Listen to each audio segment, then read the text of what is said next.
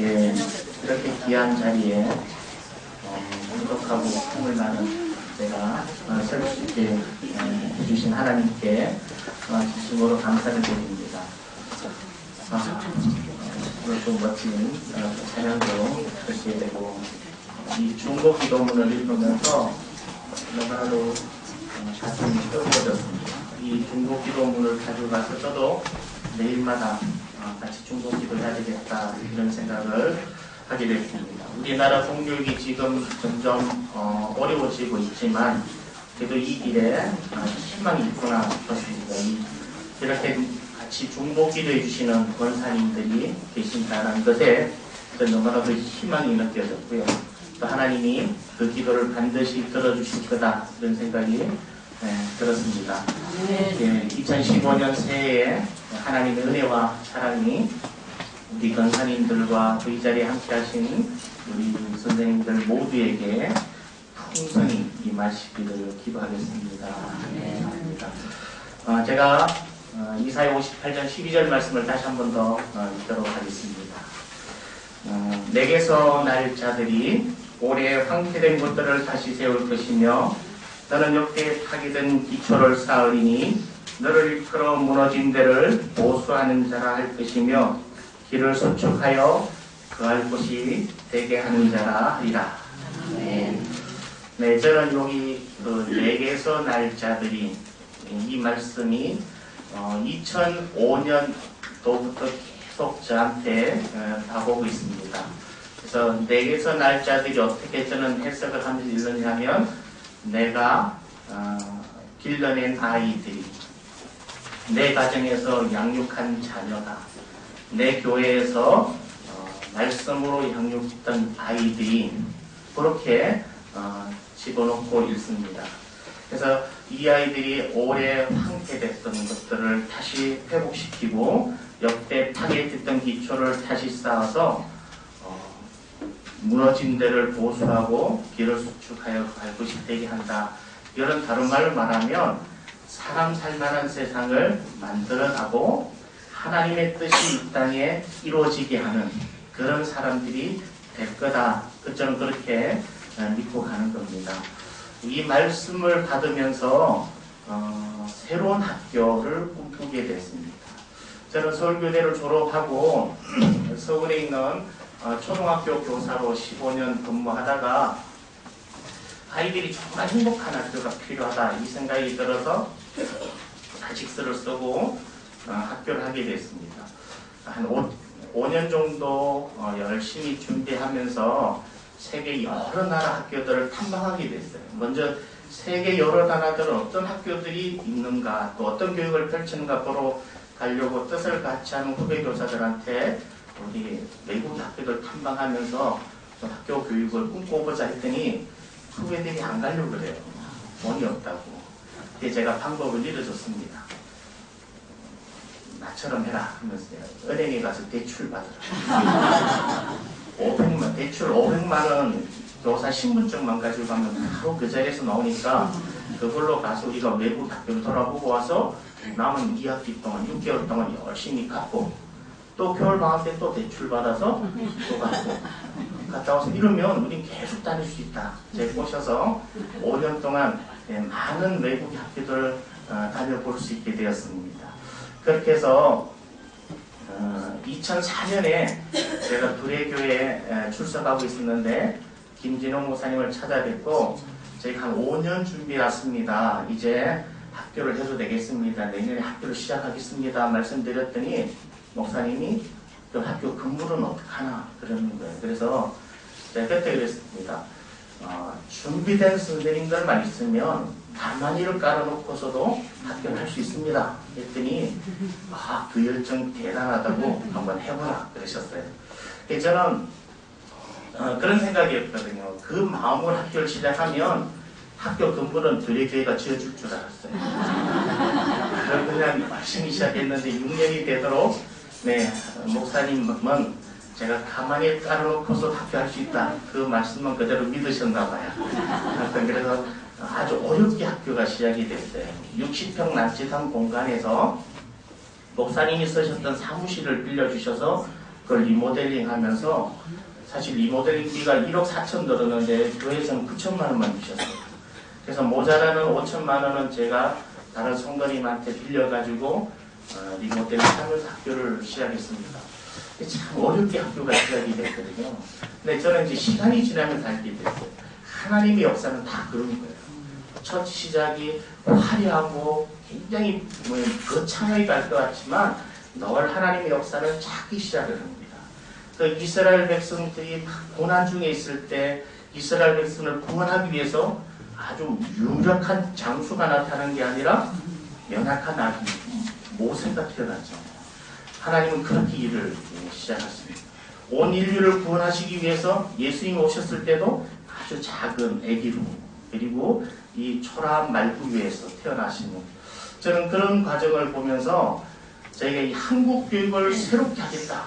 한국 교육에 뭔가 희망이 되겠다 부러졌는데 저희는 학교 건물이 없어서 60평 남짓한 사무실 리모델링 하면서 가는 그때도 제가 우리 선생님들한테 그랬습니다. 우리 이 가는 길이 희망이 있을 거라고. 왜냐하면 우리는 예수님을 닮았지 않냐 그랬는데 한 5년 지났더니 아이들도 처음에는 60명으로 시작했는데 250명으로 불어나고 그래도 대학교로서는 규모가 큰 학교로 성장이 됐어요. 근데 그때 김연홍 목사님이 정년퇴임 하시면서 가시고 새로운 목사님이 오셨는데 학교에 대한 그림이 좀 다르셨어요. 그래서 저희는 아이들이 행복한 학교를 꿈꾸고 시작을 했는데 새로 오신 목사님은 영어를 중심으로 한 명문 사립학교를 만들기를 원하시고 그러면서 교육의 철학이 좀 바뀌게 됐습니다. 아마 저는 그 과정이 하나님이 또 새로운 그림을 그려 가시는 과정 속에서 만들어진 거 아닌가 생각을 했습니다. 그래서 우여곡절 끝에 제가 학교를 사임하게 됐습니다. 그래서 2010년 11월 30일자로 학교를 사임하고 나오게 됐어요. 근데 그러고 나니까 저 혼자 나왔고 빈손으로 나와서 뭘 아무것도 할 수 없지 않습니까? 저는 학교 다닐 때마다 종종 입버릇처럼 얘기한 게 있어요. 내가 교사하다 잘리면 난 개인 택시 기사한다. 저는 운전을 너무나도 좋아하기 때문에 학교 교사하다가 어려워지면 나는 그 다음 인생을 운전하면서 즐겁게 살리리다 그랬는데 제가 이렇게 예정이 없던 사직서를 쓰고 나오니까 운전하러 알아보러 다녀야 되잖아요. 전혀 저한테는 그런 생각이 없는 거예요. 어떻게 하면 아이들 만날까 이런 궁리만 하는데 그래도 제가 혼자 나왔고 방법이 없지 않습니까? 그냥 그래서 가만히 있고 있는데 그 다음 달 12월 18일 날 저랑 함께 학교를 일고 오셨던 선생님들 20명이 사직서를 써주셨어요. 같이 따라가겠다고. 그러자 또 아이들이 85명이 저희도 선생님 따라가겠습니다 하면서 예정이 없던 학교가 갑자기 생기게 된 그런 케이스입니다. 그래서 저는 처음에는 혼자 가는 줄 알고 너무나도 외롭고 그랬는데 많은 선생님들과 아이들이 동행해 준다 그러니까 참 고맙고 감사한데 문제는 그때부터 저한테 고민이 있는 거예요. 이 많은 아이들 선생님들 데리고 어디 가서 어떻게 학교할 것인지. 왜냐면 저는 빈손이니까요. 근데 저는 그때 뭐라고 제가 다짐을 했느냐 하면 한 2010년 초에 제가 책을 한 권 읽었습니다. 책을 한 권 읽을 때 최하진 선교사님 쓰신 책인데 내 인생을 주님께 걸어라 이 책을 읽고 저 굉장히 도전을 받았습니다. 야 하나님 앞에 이렇게 해야 되는데 전적으로 하나님만 믿고 의지하고 가야 되는데 저는 저를 들여다보니까 하나님을 의지하기보다는 김진홍 목사님과 교회를 더 의지했던 것 같아요. 왜냐하면 문제가 생기면 목사님 찾아다녔거든요. 목사님 해결해 주셔야 되니까. 목사님 어디 가셨냐고 계속 목사님만 찾았지 하나님께 기도하고 간구하는 모습이 저는 부족한 거예요. 그래서 책을 읽고 감동을 받고 그래 이렇게 해야 되는데 이러면서 제가 막 뜨거워졌었어요. 근데 이 현실로 돌아오니까 또 늘 문제 일으키는 목사님이 지고 계시잖아요. 그래서 목사님 출장 가시면 또 출장 돌아오기만 기다리고 이러는.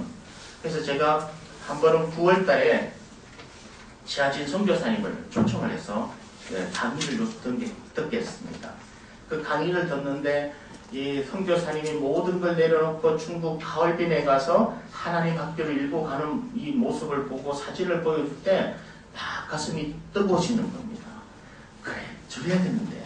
난 책 읽었을 때 그 감동을 이제 다시 회복을 하게 되는 거예요. 그러면서 하나님, 이제는 제가 하나님만 의지하는 학교 해보겠습니다. 막 그런 기도를 또 한번 드리는 겁니다. 그리고 선교사님 가시고 저는 또 현실로 돌아가는 거예요.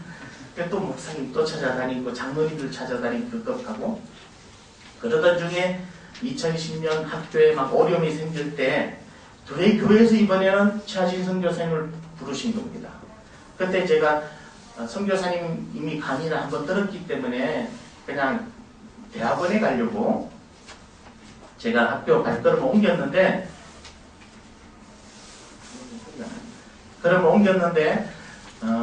대학원에서 휴강이라는 연락이 왔어요. 그래서 제가 다시 교회로 와서 그 최하진 선교사님 강의를 하나님이 듣게 하시나 보다 싶어서 제일 뒷자리에 앉아서 듣는데 제 안에 작년에 지난번에 봤던 그 사진 그 이야기를 동일하게 들려주시는데 그 듣던 중에 제 마음속에서 생각이 솟아나는 겁니다.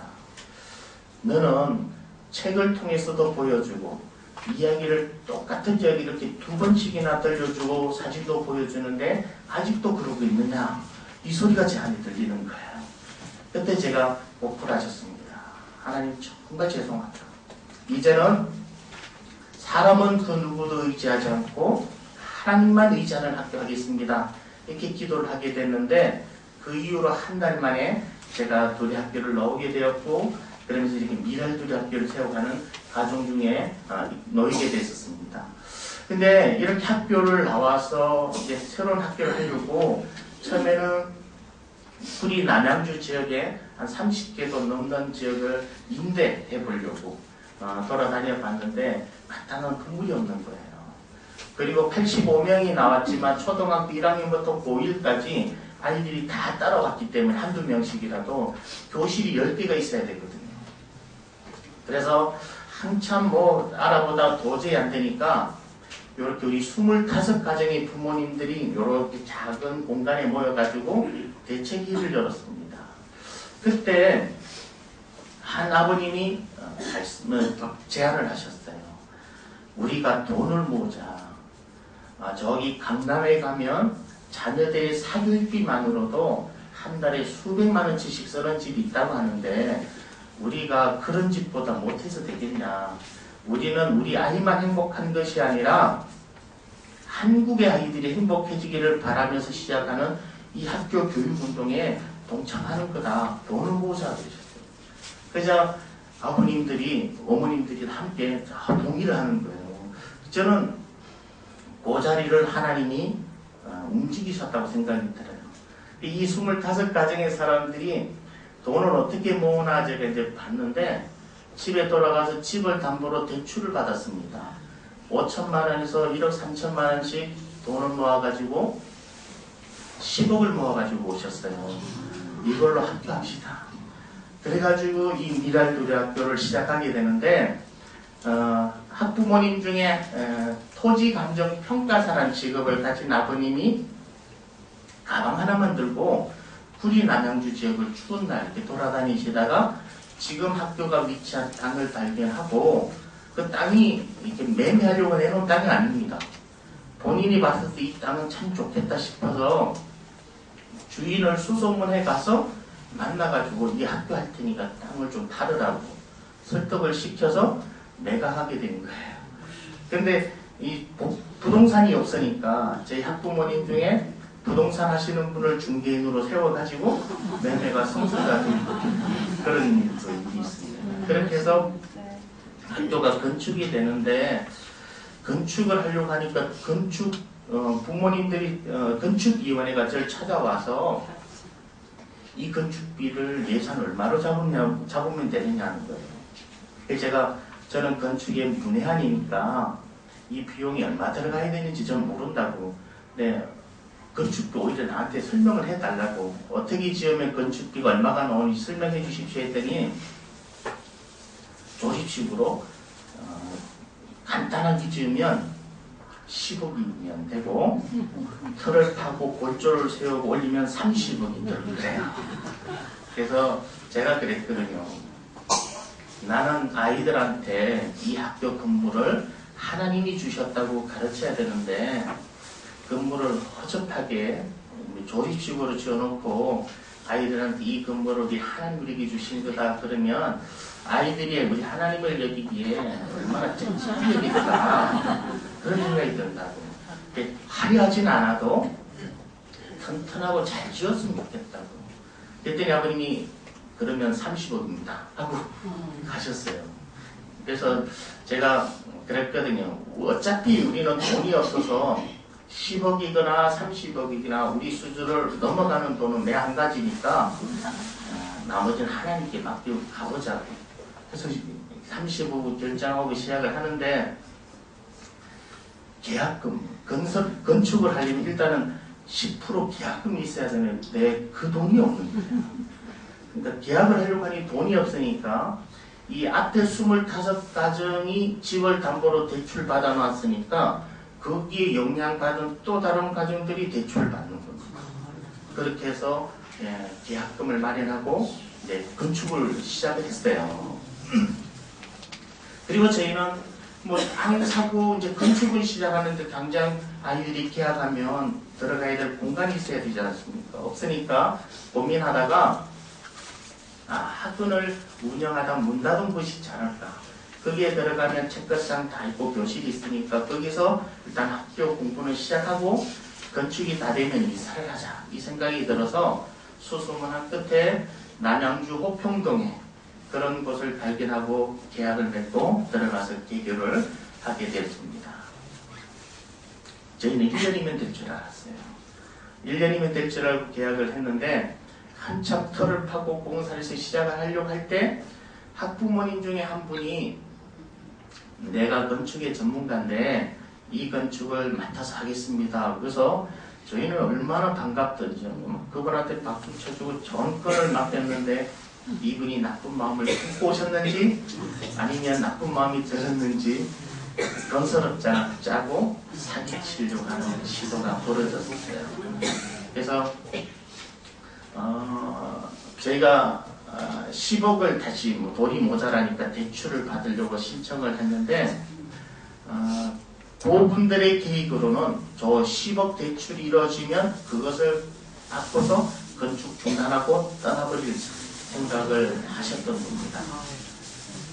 근데 저희가 서류를 다 거쳐서 구리에 있는 하나은행 지점에 맡기고 대출을 승인을 받으려고 했는데 신용보증기금에서 8억 보증하고 하나은행에서는 2억을 보증하면서 10억을 빌려주는 겁니다. 요 조건이라면 3, 4일이면 될 거라고 그러셔서 저는 여유있게 마음 놓고 딱 보냈는데 계속 추가 서류만 요청하더니 한 20일이 지났는데도 대출이 안 나오는 거예요. 이상하다. 웬일인가 하고 저희들이 기다리다 못해서 하나은행 지점에 알아봤더니 저희 학교 서류 명단이 없는 거예요. 그게 하나은행 지점에서는 본사 심사보를 올렸다 그러는데 저희 이름이 없는 거예요. 저희 학교 이름이. 그래서 둘 중에 하나 쪽에서는 뭔가 오류가 난 것 같은데 20여일이 지난 후에 대출 불가 판정이 났습니다. 그래서 저희가 얼마나 속상해하고 했는지 몰라요. 저는 3일 내내 막 이 조바심이 나서 기도하면 하나님이 대출해 주셔야 된다고 막 기도했는데 대출 불가 판정이 나니까 제가 선생님들 앞에서 대출이 안 됐다고 얘기하다가 저도 모르게 막 눈물이 터져 나온 거예요. 너무 힘드니까. 그런데 나중에 알게 됐습니다. 대출이 이루어졌다면 저는 쫄딱 망할 뻔합니다. 이 하나님이 막으신 거거든요. 이 대출 10억이 이루어지면 이 사람들은 그 돈 받아서 아예 그냥 도망가버릴 생각을 했는데 10억을 딱 막아버린 거예요. 그 이후로 이 사람들이 이제 전모가 드러나게 되는데 설계에 보니까 계약서에 보니까 대출이 이루어지는 즉시 주게끔 돼 있어요. 그 계약서도 그 학부모님이 다 만든 거거든요. 그래서 저는 계약서를 나중에 보게 된 거예요. 제가 서류를 달라고 해도 나중에 다 정리해서 주겠다고만 하면서 미뤄왔기 때문에 서류를 못 보고 그냥 도장만 넘겨준 상태였으니까요. 그래서 그때 그 전모가 이제 드러나게 되고, 아, 이것은 하나님 나오셨구나 하는 걸 알게 됐습니다. 우리가 간절히 기도하고 소원하고 가지만 그 기도가 이루어지지 않을 때 우리는 절망이 될 수 있어요. 그러나 저는 알게 됐습니다. 하나님이 그 기도를 들어주시지 않는 것도 응답이고, 오히려 더 우리는 내일을 알지 못하기 때문에 더 위험한 순간도 있을 수 있다는 걸 알고 하나님이 막아주시거나 일부러 기도가 이루어지지 않게 한다는 것도 알게 됐어요. 그렇게 해서 이제 그 정보를 알게 되는 과정 속에 또 다행히 하나님은 위기의 순간마다 다 방안을 숨겨두셨습니다. 학부모님 중에 대검찰청 수사관이 계셔가지고 그분이 또 그 정보를 다 밝혀내는 그 역할을 하시게 되고, 그래서 참 나중에 계산해 봤더니 우리가 그 9월달에 공사 스톱 시켰거든요. 8월 말에 딱 스톱 시키고 1년 서 있게 됐는데 8월 말에 계산을 해봤더니 우리가 돈 준 만큼 공사가 이루어져서 우리는 손해난 게 없었어요. 참 너무 감사한 부분입니다. 그렇게 해서 1년을 쉬어 있어야 되다 보니까 우리가 1년 이 학원 공부에 있었는데, 그럼 1년이면 들어올 줄 알고 우리 1년만 계약했는데, 아, 이게 늦어지니까 더 연장해야 되나 보다 싶었는데 이 학원 공부이 매각이 되어버렸어요. 우리 또 이사를 해야 됐습니다. 그래서 또 소소문 한 끝에 이번에는 구이시에 수택동에서 학원 운영하던 곳이 있어서 거기로 들어가면서 우리는 또 한 번 이사를 해야 됐습니다. 그리고 2011년 8월 달에 중단됐던 것이 2012년 8월에 돼서 1년 만에 공사가 재개가 됐어요. 그래서 우리 열심히 다시 돈을 모아가면서 공사를 시작했는데, 저희는 1년이면 이제 들어갈 줄 알고 이제 또다시 딱 1년 계약하고 있었는데, 이게 공사도 늦어지고 돈이 없으니까 돈을 모으는 속도에 따라서 공사가 진행하다 보니까 저희가 계약한 기간이 2012년 12월 27일이었어요. 그럼 27일 이전에 공사가 완공돼서 준공나에 들어가는데 공사는 턱없이 진행이 되더라고요. 그래서 12월 25일 성탄절날 성탄 예배만 드리고 우리 또다시 한번 이사를 해야 했습니다. 이번에는 갈 데가 없잖아요. 그래서 학교의 모든 책별상을 학부모님들 참고로 보내는 이사를 하고, 저희는 난방이 되지도 않는 조그마한 사무실 하나 얻어가지고 선생님들 교무실로 쓰면서 이제 준공 날 때까지만 계속 기다리는 그런 상황이 됐습니다. 이 준공받는 과정을 얘기하려도 끝도 없어요. 너무나도 조바심 끝에 막 힘든 과정을 거치게 하시더니 저희가 2013년 3월 4일 날 오후 2시에 입학 예배를 드리게 되는데 이 준공이 오후 1시에 났습니다. 저는 하나님이 예간장을 너무 놓겠어요. 너무 사람을 조바심을 나게 만들더니 딱 1시간 전에 준공을 해주시는데, 야, 우리 하나님은 정말 영덕을 좋아하시나, 얼마나 이 절정인 순간을 잘 이렇게 이용하시는지, 네, 아이들을 그렇게 입학시키게 됐습니다. 저는 이런 과정을 쭉 지내오면서 특히 제가 우리 한참 그 추운 겨울날 난방도 안 되는 그런 곳에서 우리 선생님들이 모여서 계약 준비하고 할 때 제가 또다시 한번 그런 얘기를 했거든요. 우리가 거창한 목표를 세웠고 우리의 이 교육운동으로 한국 교육이 변화될 것을 우리는 꿈꾸면서 나아가는데 우리 예수님이랑 너무 닮은 거라고, 온 인류를 구원하기 위해 이 땅에 하나님의 아들이 이 땅에 내려오셨었는데 그 흔한 여간방 하나 구하지 못해서 마국간에서 말구에서 태어나시지 않으셨나. 우리도 큰 목표 세우고 시작하지만 우리 학교는 그나마 교무실 하나 없어서 남의 건물에서 난방도 안 돼서 우리 손 시려가면서 발 시려가면서 작업해야 되는 이곳에 모여서 우리가 얘기하면서 내일을 계획 세우지 않냐고, 예수님을 우리는 닮은 거라고, 이런 분명히 희망 있는 거고 하나님이 기뻐하시는 일이라고 제가 그랬는데 그 일 있고 지금 4년 됐잖아요. 85명으로 시작했던 우리가 빈손으로 나와가지고 아무것도 없는 상태에서 17억짜리 땅을 사고 30억짜리 건물을 세울 수 있게 해주셨고요. 그리고 지금 학생도 지금 250명이 넘었습니다. 엄청나게 부어주셨잖아요. 그래서 저는 이 하나님이 정말 이렇게 우리를 인도하시고, 저는 그래서 그걸 믿습니다. 이스라엘 백성들이 애굽에서 나와서 가나안으로 갈 때 구름 기둥과 불 기둥으로 인도하셨던 그 하나님, 저는 실제 그거를 느껴요. 하나님께서 이렇게 인도하셨구나, 우리의 삶을 이렇게 보살펴 주시는구나 하는 것을 느낍니다. 저는 우리 루디아 선교회는 제가 한 17년입니까? 정확한 기억이 안 나는데 전에 알게 됐습니다. 이 자리에 나와 계시는 우리 김민숙 교장 선생님이 제가 서울 영락교회에서 강의하는데 강의하러 오셨던, 그래서 제가 그 워낙 강렬한 인상을 주셨기 때문에 성함하고 선교 이름을 제가 기억을 했었거든요. 제가 그때 하나님을 만나기 전에 저는 이제 기독교사이긴 하지만 제가 학급 경영 연구회라는 모임을 이끌면서 교사들한테 이제 열심히 강의할 때였어요.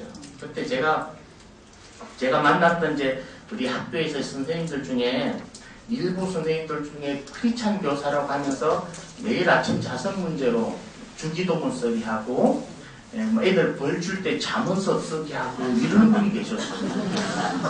그래서 그분은 복음을 전하는 거라고. 그래서 제가 봤을 때는 안타까웠거든요. 저렇게 전하면 안 되는데 오히려 이 복음에 대해서 방해가 될 텐데. 그리고 또 어떤 생각이었느냐 하면 우리 아이들은 아직 어리기 때문에 종교에 따라서 아이들이 선생님에 대한 친밀도가 확 달라지잖아요. 아이들이 우리 선생님이 예수님을 믿는다 그러면 예수님 믿는 아이들은 더 선생님이 좋아지고, 불교 신자 아이들은 뭔가 거리감을 느끼니까 나는 그런 거를 드러내면 안 된다.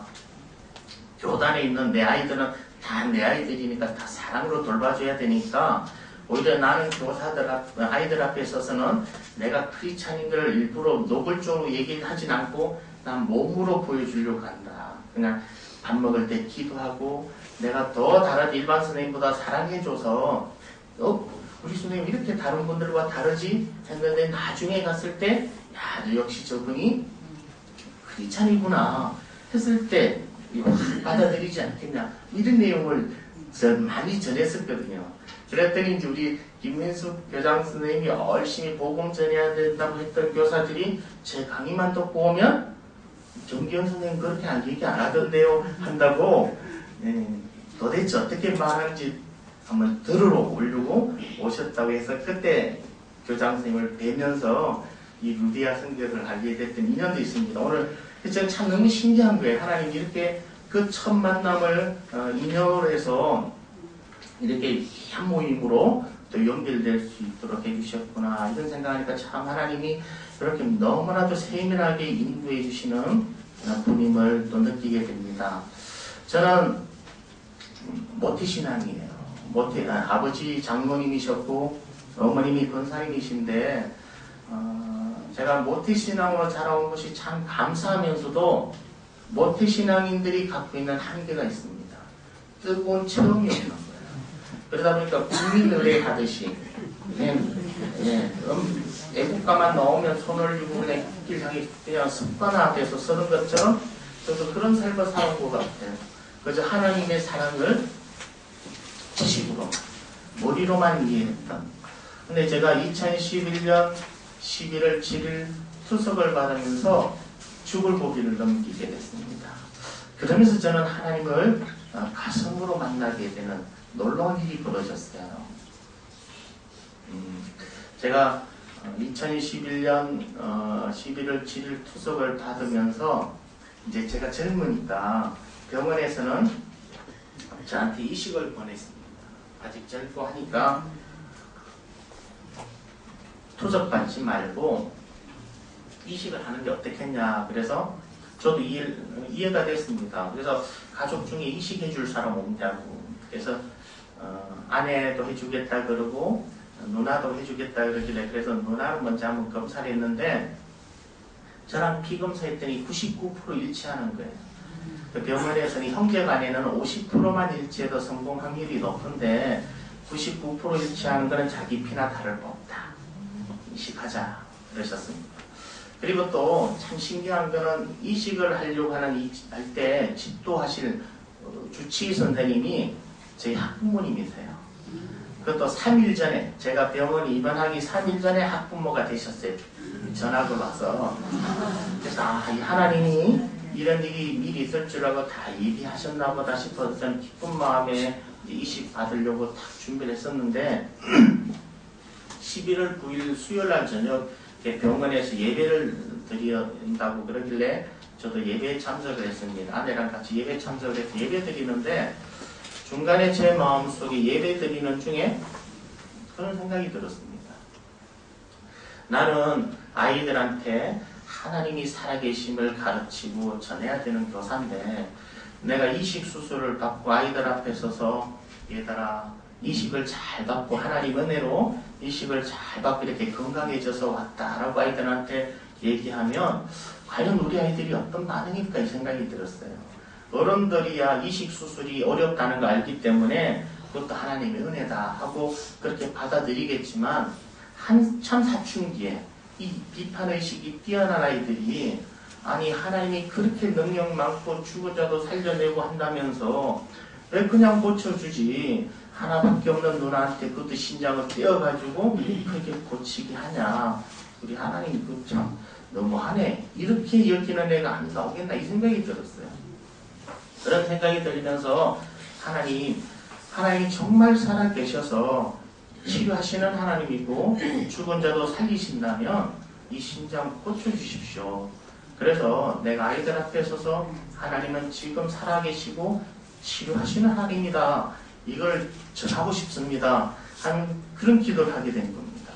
그래서 예배 마쳐보면서 집사람한테 나 이식 안 받겠다. 예배 중에 그런 마음이 들었으니 난 기도하면서 하나님께 기도하면서 가겠다. 했더니 집사람이 또 강력하게 반대했으면 얘기를 못할 텐데 집사람이 우리 그럼 기도하자. 기도하면서 가자고 해서 기도하기로 결정을 했어요. 이 병원에서는 딱딱 뒤집어졌거든요. 아니 그 검사에서 이제 날짜 잡아놨는데 거부하니까 그래서 왜 이식을 안 받겠냐는 거예요. 하나님 고쳐주실 거라 믿었더니 믿는다고 얘기했더니 의사 선생님들이 막 이럽니다. 하나님 절대 신장 고쳐주지 않는다고. 다른 건 다 고쳐줄지 몰라도 신장을 한 번 망가진 신장은 절대 회복 안 된다고. 안 된다는 거예요. 아니라고 난 믿고 가겠다 했더니 다들 의사 선생님들이 환자들이 그 간호사님들이 저를 참 흥분한 눈으로 야, 참 저렇게 살아도 되나 싶은가 봐요. 그렇게 바라봐주고 했는데 지금까지 제가 만 3년이 지났습니다. 투석을 받아오는데 전 너무나도 신기한 것들을 경험합니다. 투석 받으면서 투석 받지 않는 때보다 더 많은 활동을 하고 있고요. 그리고 비록 투석은 받고 있어도 제가 이 투석 받으면서 힘든 게 하나도 없어요. 투석 받고 나서 저는 바로 근무하러 오거든요. 근무하고 그리고 참 신기한 거는 제 이 투석관이 오른쪽 이게 가슴에 박혀 있습니다. 이 투석관이 원래 이 1년을 못 쓴다고 그래요. 병원에서는 요거 한 6개월 썼고 이제 팔뚝에 혈관을 만들어 가지고 극기로 해서 영구적으로 투석을 받아야 된다고. 그런데 저는 그렇게 기도를 했습니다. 제 여기 가슴에 투석관을 박으면서 하나님 저는 하나님께서 고쳐주실 줄 믿고 가기 때문에 여기서 이걸로 투석을 받고 싶다고. 그래서 하나님이 때가 되면 이 투석관을 뽑아달라고 기도하면서 가는데 병원에서 이제 3개월이 지나니까 이 혈관 만들어 계속 요청을 해왔습니다. 저는 완강하게 아니라 난 하나님이 고쳐주실 테니까 여기서 버티겠다고 하는데 참 병원에서도 신기하다 그럽니다. 지금 이게 만 3년하고 지금 2달을 지냈잖아요. 1년을 쓰기 힘든 건데 어떻게 3년을 써느냐고. 그래서 만 3년째 됐을 때 이 투석관이 사실 막혔어요.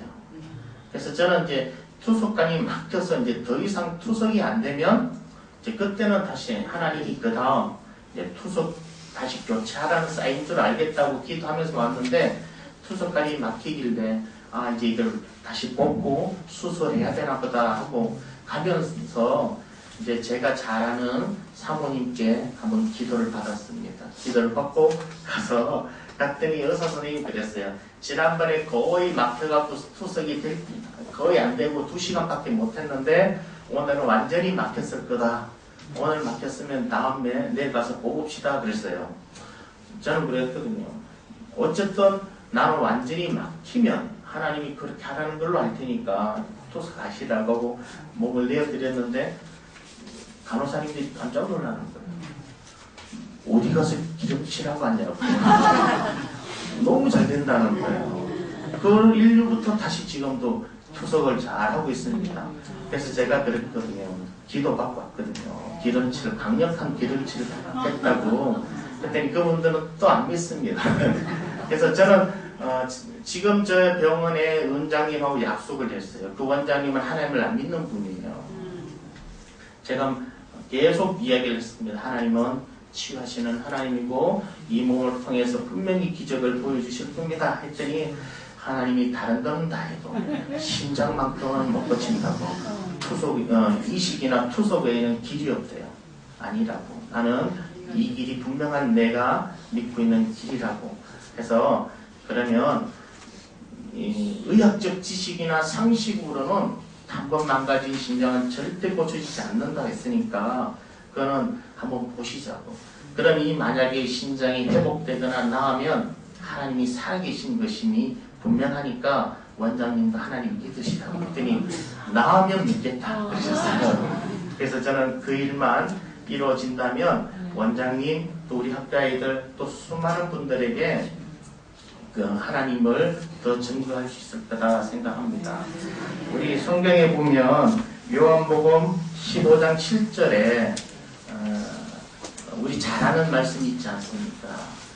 너희가 내 안에 거하고 내 말이 너희 안에 거하면 무엇이든지 원하는 대로 구하라.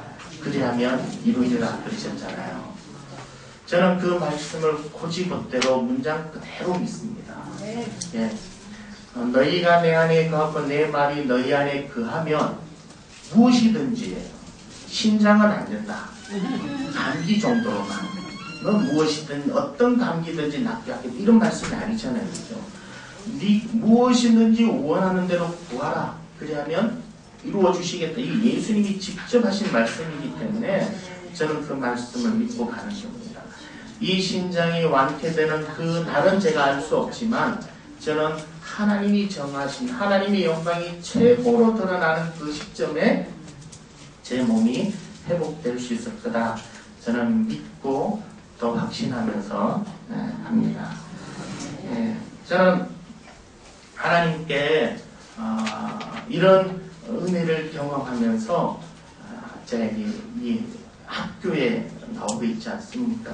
저는 하나님의 학교를 세워가면서 많은 사람들이 저한테 묻습니다. 이 미달교회학교는 어떤 곳이냐, 어떤 학교냐고 저한테 학교를 소개해달라고 그래요. 그럴 때마다 제가 제일 첫 번째로 저희 학교를 소개하는 말이 이 학교는 하나님의 학교입니다. 하나님의 말씀과 기도로 다음 세대를 양육하는 학교입니다. 이런 얘기를 합니다. 제가 학교를 설립할 때 아이들이 행복한 학교를 꿈꿨다 그랬잖아요. 제가 죽을 고비 넘기고 뭘 깨달았냐 하면 저는 성경을 보기 시작했어요. 제가 내가 만약에 죽었다면 어떤 일이 벌어졌을까 이 생각을 해보니까 너무 신기한 거예요. 저는 사실 지금까지 살면서 죽음이라고 하는 것을 한 번도 생각해 본 적이 없었어요. 저는 오래 살 걸로 생각이 됐기 때문에 나 죽으면 나하고는 한참 거리가 멀 거로 여겨졌는데 제가 2011년 11월 7일 죽음의 문턱 앞에 가보고 나서 아 나도 죽을 수 있었구나. 나도 죽을 수 있구나 이 생각을 하니까 죽고 나면 어떻게 될까 이게 사실 궁금했습니다.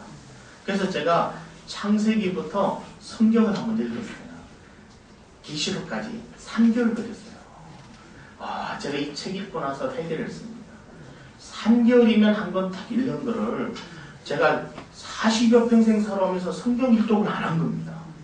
저는 장로 아들로 태어나서 모태신앙이면서 신약과 구약을 뭐 따로 읽은 거는 많지만 작정하고 창세기부터 계시록까지 일독을 안 했다는 거예요. 그러면서 집사람은 저한테 맨날 뭐라 그랬거든요. 아니 하나님의 학교 한답시고 성경책도 안 읽냐고 맨날 저 핀찬 줬는데 제가 그 책 한 권 읽고 나서 후회가 됐습니다. 야 하나님, 제가 이제 입으로라도 시인을 했기 때문에 내가 죽었으면 천국에 갔겠지만 나는 너무나도 부끄러운 구원을 얻었겠구나. 천국에 갔을 때 하나님이 넌 40여 평 살다가 뭐 하다 왔냐? 성경책 한 번 안 읽고 뭔가 이렇게 여기시지 않을까? 이런 생각하니까 너무 부끄럽고 창피해가지고 이제는 말씀을 읽어야 되겠구나. 이런 생각을 했었는데 그러다 깨달았어요.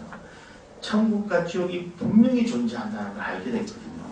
아, 이 천국과 지옥이 분명히 존재하고 이 세상에 사는 모든 사람은 죽으면 천국과 지옥 중에 하나를 선택해서 가야 되는데 예수님을 통하지 않고서는 절대 구원을 받을 길이 없구나. 이런 것들 제가 가슴으로 확 느끼게 됐습니다. 그러다가 저는 뭘 생각했냐 하면 우리 아이들 생각이 난 거예요. 우리 아이들이 이 학교에서 이 땅에서 살다가 행복한 삶을 살았어요. 좋은 사람 만나서 좋은 직장 가고 좋은 사람 만나서 행복하게 살았는데 이 아이가 하나님을 모르고 예수님을 몰랐다면 죽었을 때 영원한 지옥에서 고통받으면서 살아야 된다면 과연 이 아이의 인생은 성공한 인생일까 행복한 인생일까 이걸 생각해 봅니다. 너무 겁이 나는 겁니다. 아, 그러면 이 땅에서 비록 좋은 학교 다니지 못하더라도 또 행복한 이 땅에서 행복한 삶을 살지 못했어도 이 아이가 예수님을 구세주로 고백하고 하나님을 알게 된 아이라면 죽어서 영원한 생명을 누리고 천국에서 살 것인데 야, 이게 오히려 성공한 인생 아닐까 이 생각이 들었습니다. 그래서 제가 이걸 깨달은 그날로부터 미랄교회 교육의 철학을 바꿨습니다. 우리 미랄교회 학교는 살아계신 하나님을 알게 해야 되겠다. 이게 교육이다. 교육은 하나님을 만나게 하고 하나님을 깨닫게 하는 거다라는 것을 알게 됐습니다. 저는 하나님의 사랑을 제대로 머리로만 알았지 가슴으로 느끼지 못했잖아요.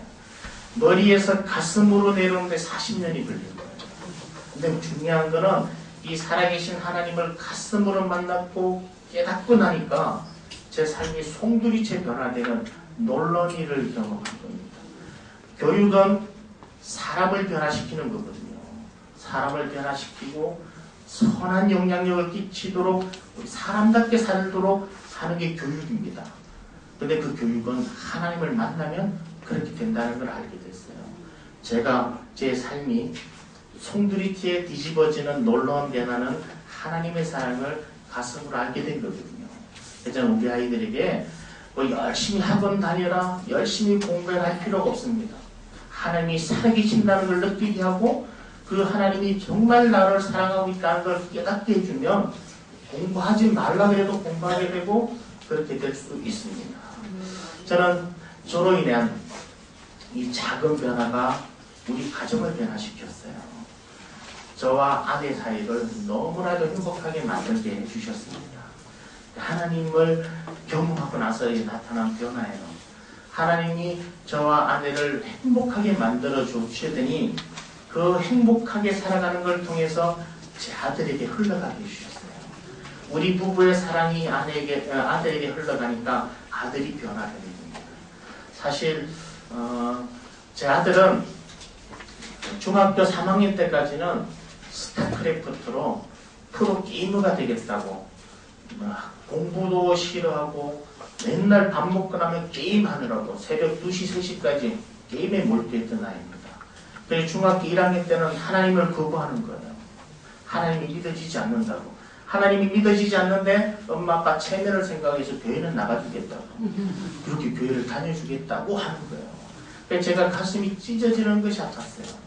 왜냐하면 남의 아이를 열심히 교육시켜서 하나님 알게 해놓고 내 아들은 구원 못 받으면 이게 어떻게 되나 싶어서 속상했는데 지금 어떻게 변화된지 아세요?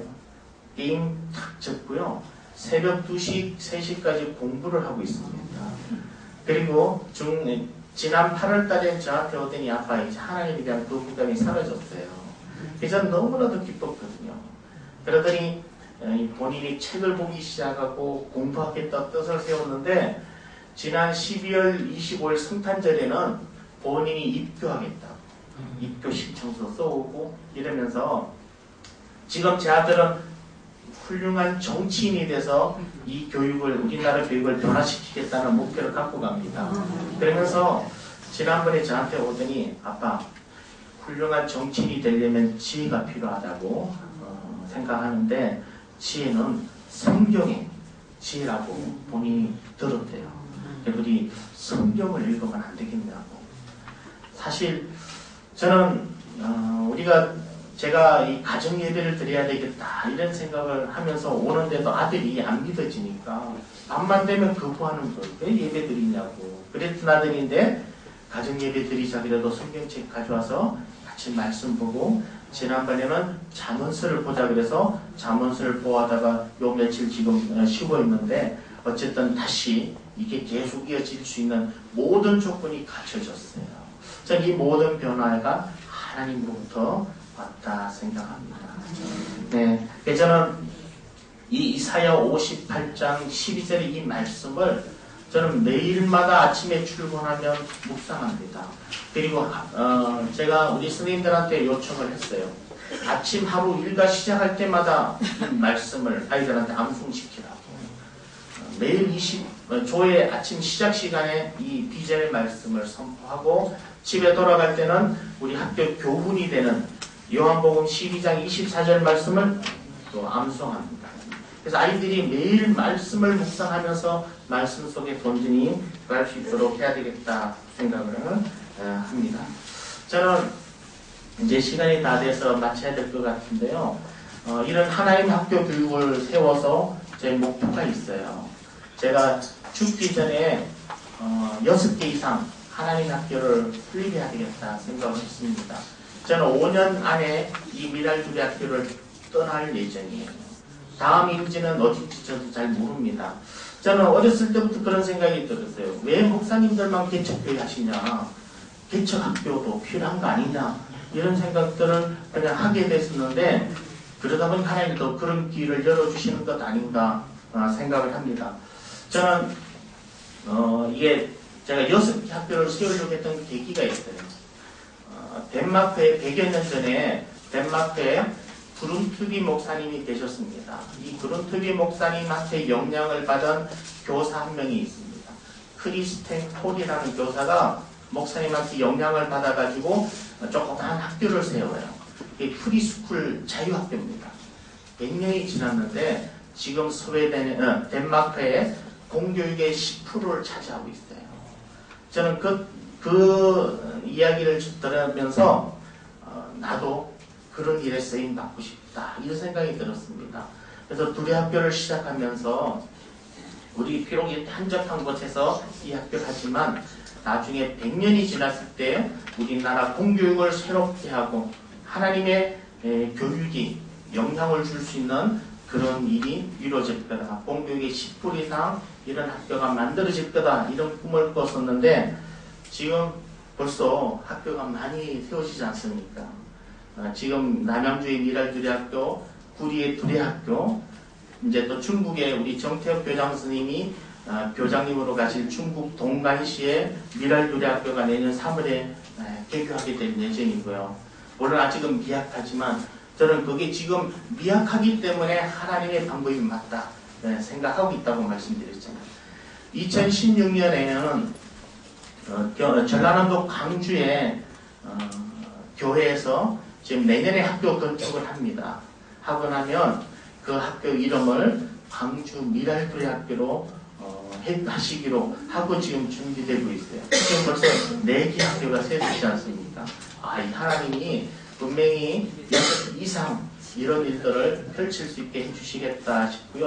그래서 하나의 네트워크가 돼서 이 나라 공교육을 새롭게 하는 그런 일들이 이루어지게 할 거다 생각합니다. 그래서 틈날 때마다 많이 기도해 주시면 좋겠고요.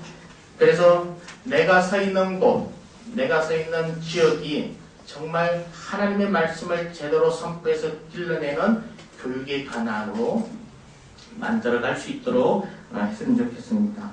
제가 사무엘상 12장 22절에서 24절 말씀을 읽고 이게 우리 모두에게 주시는 하나님의 말씀을 여기면서 읽고 모든 말씀을 마치려고 합니다.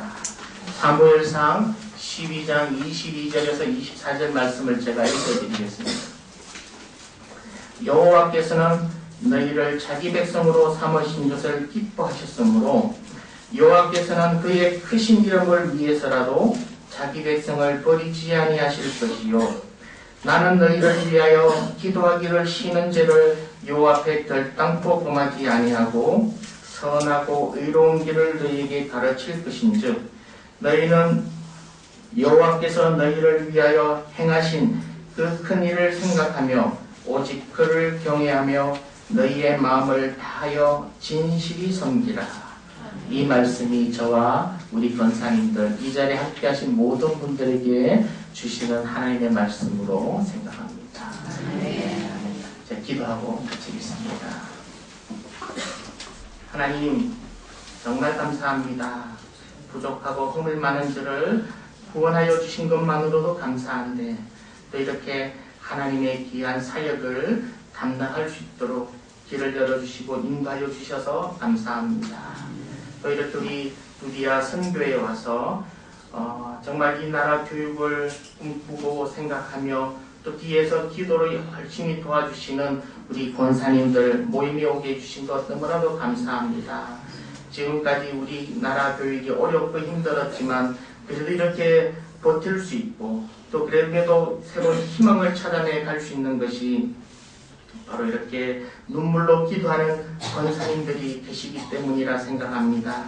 하나님 이 기도 하나님께서 온전히 들어주시고 응답하여 주시고 이 나라 교육을 회복시켜 주셔서 이 땅에서 자라는 모든 아이들이 하나님의 말씀으로 양육받게 하시며 그래야 하나님의 뜻이 이 땅에 온전히 펼쳐지게 하는데 쓰임받을 수 있는 인물들로 자라날 수 있도록 인도하여 주시옵소서.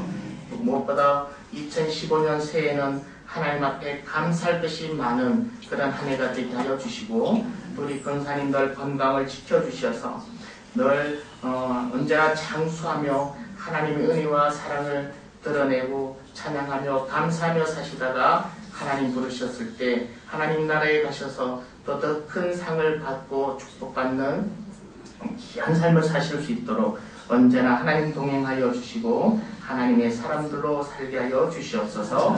깊이 감사드리며 예수님 이름으로 기도합니다. 아멘.